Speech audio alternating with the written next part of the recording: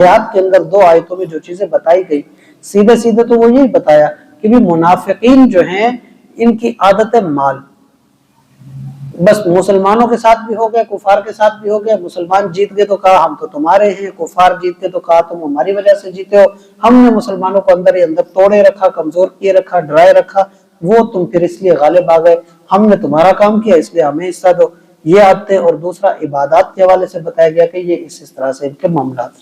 لیکن سبق کیا ملا اس میں سے؟ ان آیات سے جو چیزیں حاصل ہوتی ہیں نا بہت ساری ہیں، بہت سارے مسائل ہیں، ان میں سے کچھ یہ بھی ہیں کہ کبھی ادھر کبھی ادھر، کبھی سچا کبھی جھوٹا، لالچ کے چکر میں کبھی اس کی طرفداری، لالچ کی وجہ سے کبھی اس کی طرفداری، یہ ایمان والوں کا شیوا نہیں، یہ منافقین کی عادت ہے، منافقین کا طرز ہے۔ آج کے دور میں بھی اگر کوئی اپنے پیسوں کے چکر میں، دنیا داری کے چکر میں، دنیاوی لالچ کے چکر میں یہ نہیں دیکھتا کہ کون حق پر ہے کون نہیں ہے، جس کا وزن دیکھا اس کے طرفدار بن گئے، ایسے آدمی آج بھی ناکام ہوتے ہیں۔ بظاہر وقتی طور پہ تھوڑی بہت دنیا مل جائے گی لیکن ناکامی ہے۔ ایسا بندہ جب رسوا ہوتا ہے تو پھر بہت ہی زیادہ رسوا ہوتا ہے۔ یہ بھی منافقین کی عادت میں سے ایک عادت ہے۔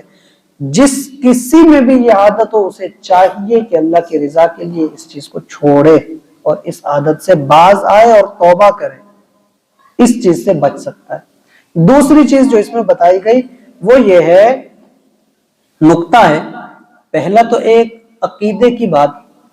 قرآن مجید میں کہا گیا کہ ان المنافقین یخادعون اللہ وهو خادعهم، یخادعون اللہ، یہ جو لفظ ہے نا یہ دھوکہ دینا، عربی کے اندر بعض اوقات ایک لفظ کے کئی معنی ہوتے ہیں، لفظ ایک ہے لیکن اس کو اس کے مقام کی وجہ سے استعمال میں فرق، اس کے ترجمے میں فرق ڈالا جاتا ہے۔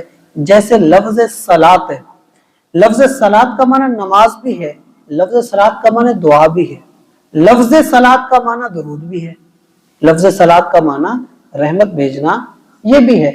لیکن فرق کب آتا ہے؟ فرق آتا ہے جب یہ اللہ کے لیے استعمال ہو، اللہ کے نام کے ساتھ آئے، اس کا معنی اس ٹائم پہ اور کریں گے۔ جب یہ رسول کے بارے میں آئے اس کا معنی کچھ اور ہوگا، اور جب یہ امت کے حوالے سے آئے اس کا معنی کچھ اور ہوگا۔ نماز کے لیے بھی یہی لفظ استعمال ہوتا ہے، جب حکم کے طور پہ اللہ نے جب نازل مسلمانوں کے لیے کیا اس کا مطلب پھر نماز بنے گا۔ اب جہاں نماز آئے وَأَقِيمُوا الصَّلَاةَ، یہاں درود نہیں لے سکتے، یہاں نماز ہی، لیکن ان اللہ وملائکتہ یصلون، یہاں درود پاک ہے، اللہ تعالی رحمت بھیجتا ہے، فرشتے رحمت کی دعا کرتے ہیں۔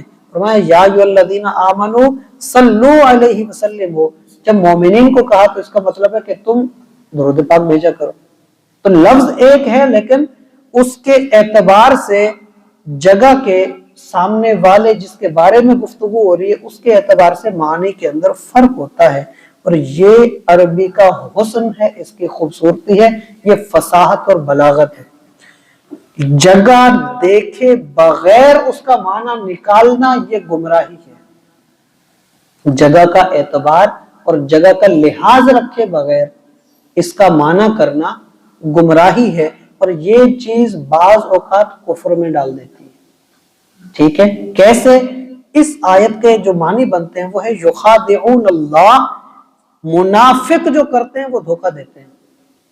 اور دھوکہ ہم اپنی آج کے اس معاشرے کے لحاظ سے دیکھیں، جس بندے کے بارے میں پتہ ہو کہ یہ بندہ دھوکے باز ہے اس بندے کو اچھا سمجھا جاتا ہے یا برا؟ سارے اس کو برا سمجھتے ہیں۔ جس کا پتہ ہو کہ یہ دھوکے باز ہے اس پر بھروسہ نہیں ہوتا، اس کی بات کا اعتبار نہیں ہوتا، اس کی کوئی ضمانت کا اعتبار نہیں ہوتا، اس کو برا سمجھا جاتا ہے۔